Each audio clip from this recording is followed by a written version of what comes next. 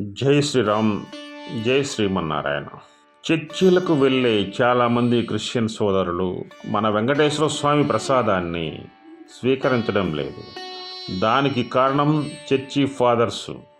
వారు స్వామివారి ప్రసాదాన్ని శైతాన్ ప్రసాదం అంటున్నారు. ముఖ్యంగా ఫాదర్స్కి, క్రిస్టియన్స్కి నేను ఒకటే చెప్తున్నా, గుర్తుపెట్టుకోండి. ఎవరు ప్రసాదం వండినా వారు పంట ధాన్యాల నుండి మాత్రమే తయారు చేస్తారు.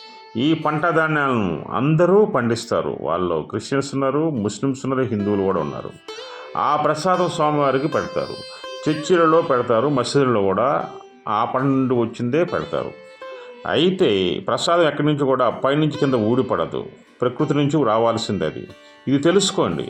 ప్రపంచంలోని స్వామివారి ప్రసాదం చాలా విలువైనది. నేను ఎవరిని విమర్శించడం లేదు, మీ అజ్ఞానాన్ని మాత్రమే ప్రశ్నిస్తున్నా. జై శ్రీరామ్, జై శ్రీమన్నారాయణ.